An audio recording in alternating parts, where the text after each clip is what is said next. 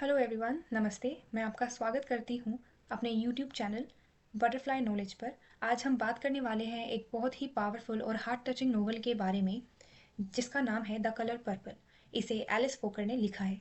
ये नोवेल ना सिर्फ एक कहानी है बल्कि एक इमोशनल जर्नी है जो हमें ऑपरेशन, लव, सेल्फ डिस्कवरी और मेनली वुमेन एम्पावरमेंट के बारे में सिखाती है। तो चलिए हम स्टार्ट करते हैं हमारी नोवेल। तो सबसे पहले हम अपनी ऑथर एलिस वोकर के बारे में थोड़ा सा समझ लेते हैं। एलिस वोकर एक अफ्रीकन अमेरिकन नोवेलिस्ट, पोएट और सोशल एक्टिविस्ट हैं जिनका जन्म 1944 में जॉर्जिया यूएसए में हुआ। उनका काम मेनली रेसिज्म, सेक्सिज्म और सोशल इनजस्टिस के इश्यूज को हाईलाइट करता है।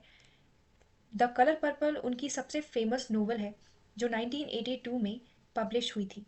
इस नोवेल ने 1983 में पुलित्जर प्राइज फॉर फिक्शन और नेशनल बुक अवार्ड जीता और इस नोवेल ने एलिस को एक लिटरेरी आइकन बना दिया।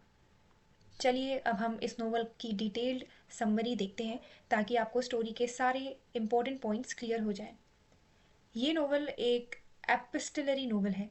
एपिस्टलरी नोवेल्स वो नोवेल्स होती हैं जिसमें स्टोरी को लेटर्स के थ्रू या किसी डॉक्यूमेंट्स के थ्रू कन्वे किया जाता है। तो कहानी स्टार्ट होती है हमारे प्रोटैगनिस्ट सेली या सिली से, जो कि एक 14 साल की गरीब ब्लैक लड़की है। उसके जीवन में बहुत दुख है, पर इस दुख को बताने के लिए कोई नहीं।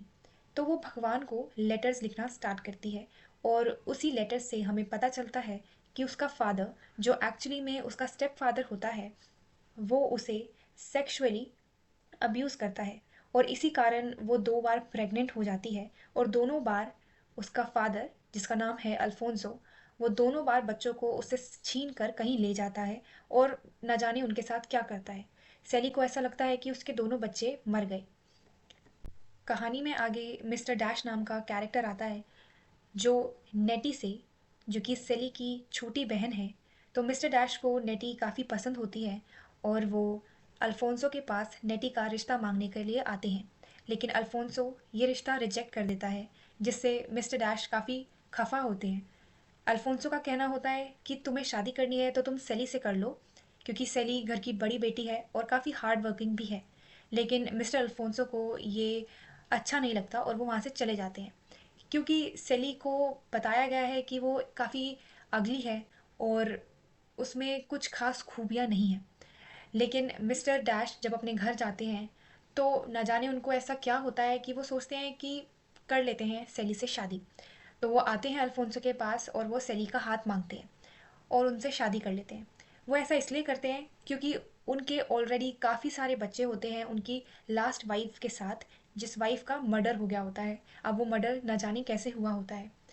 तो वो सेली से शादी कर लेते हैं, लेकिन सेली की लाइफ में कोई सुधार नहीं आता।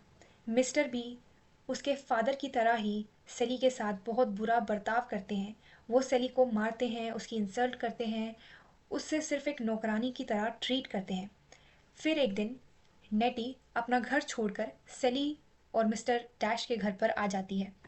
वो अपने फादर मिस्टर अल्फोंसो के डर से ऐसा करती है। लेकिन जब वो मिस्टर डैश के घर पर आती है तो मिस्टर डैश अभी भी नेटी को पसंद करते हैं और उसके करीब जाने की कोशिश करते हैं, लेकिन नेटी इस चीज़ को रिजेक्ट करती है और गुस्से में आकर मिस्टर डैश उसे घर से बाहर निकाल देते हैं। नेटी यहाँ से जाने के बाद एक मिशनरी कपल के घर नौकरी करने लगती है, जिनका नाम होता है सैमुअल और कोरीन। कहानी में आगे हार्पो, जो मिस्टर डैश का एल्डेस्ट या सबसे बड़ा बेटा होता है, वो सोफिया नाम की लड़की से शादी कर लेता है। सोफिया एक काफ़ी स्ट्रॉन्ग माइंडेड और हार्ड वर्किंग वुमेन है और वो किसी के आगे जल्दी झुकती नहीं है।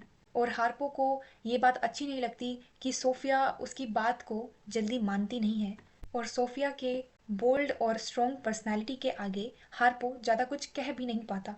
तो मिस्टर डैश और सेली हार्पो को समझाते हैं कि वो अपनी वाइफ सोफिया को मारा करे, पीटा करे, जिससे वो उसकी बात सुनने लगेगी।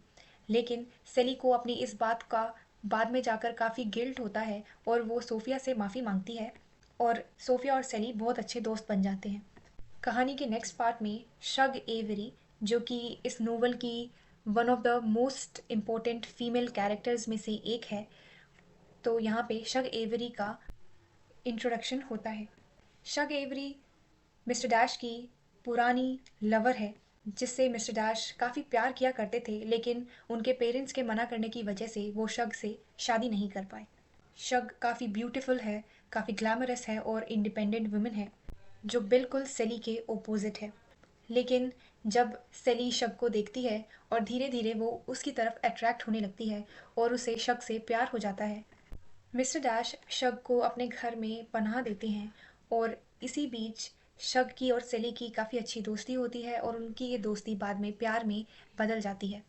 एक दिन सेली शग को सब बताती है कि कैसे उसका हस्बैंड उसे मारता है, उसे अब्यूज़ करता है और कैसे उसका जो फादर है उसने भी उसके साथ काफ़ी गलत कर रखा है। सेली के जीवन में शग की एंट्री एक टर्निंग पॉइंट होती है। शग की वजह से सेली की सोच बदलती है। शग उसको सेल्फ वर्थ सिखाती है, उसको दिखाती है कि कैसे उसके पास अपनी लाइफ के डिसीजंस लेने का हक है। इसी दौरान शग और सेली को पता चलता है कि मिस्टर डैश नेटी द्वारा भेजे गए सभी लेटर्स को छुपा दिया करते थे। सेली को नेटी के लेटर्स मिलते हैं जिनमें नेटी बताती है कैसे वो अफ्रीका में मिशनरी काम कर रही है। इस इन्हीं लेटर्स से सेली को पता चलता है कि जिनको वो अपने फादर समझती थी वो एक्चुअली में उसके स्टेप फादर हैं। और सेली को ये भी पता चलता है कि उसके दोनों बच्चे जिंदा हैं और सैमुअल एंड कोरिन ने उनको अडॉप्ट कर रखा है। शक के सपोर्ट से सेली अपने अब्यूजिव हस्बैंड को छोड़ देती है और वो शक के साथ टेनिस मूव करती है और वहाँ वो अपना बिजनेस शुरू करती है पैंट्स सिलने का। धीरे धीरे वो फाइनेंशियली इंडिपेंडेंट हो जाती है। यहाँ एक बहुत इंपॉर्टेंट चीज़ होती है, सेली अपनी खुद की इज्जत करना शुरू कर देती है। वो गॉड को एक अलग नज़रिए से देखने लगती है, सिर्फ एक स्ट्रिक्ट फिगर नहीं बल्कि नेचर और दुनिया की ब्यूटी में। Albert which is mister dash, उसको भी अपनी गलती का पछतावा होता है और वो सेली से माफ़ी मांगते हैं, लेकिन सेली अब उनके साथ कोई रिश्ता नहीं रखना चाहती, तो वो बस एक बहुत अच्छे दोस्त बन जाते हैं। इसी दौरान नेटी भी सेली से मिलने आती है और वो उसके दोनों बच्चों को अपने साथ लाती है। नेटी की शादी सैमुअल से हो जाती है जब कोरीन की डेथ हो जाती है। अब सेली की एक न्यू लाइफ शुरू हो जाती है और स्टोरी के एंड में वो अपना फाइनल लेटर लिखती है जिसमें पहली बार वो अपनी लाइफ के लिए ग्रैटिट्यूड शो करती है और इसी तरह हमारी स्टोरी एंड होती है। द कलर पर्पल हमें ये सिखाती है कि चाहे हम कितना भी दर्द और जुल्म फेस करें, अपनी स्ट्रेंथ और अपनी आवाज़ हमेशा ऊंची रखनी चाहिए। बस हमें अपने आप पर भरोसा रखना होता है। अगर आपको ये कहानी पसंद आई हो तो लाइक, शेयर और सब्सक्राइब ज़रूर करें। कमेंट्स में बताएं कि आपको कौन सा कैरेक्टर सबसे इंस्पायरिंग लगा और आप कमेंट्स में मुझे ये भी बता सकते हैं कि आप कौन सी नेक्स्ट स्टोरी की समरी चाहते हैं। मैं पूरा ट्राई करूँगी उस स्टोरी की वीडियो बनाने में। तो तब तक के लिए ख्याल रखिए और अपनी लाइफ में पर्पल मूवमेंट्स ढूंढते रहिए। मिलते हैं अगली वीडियो में एक और कहानी के साथ। Thank you very much.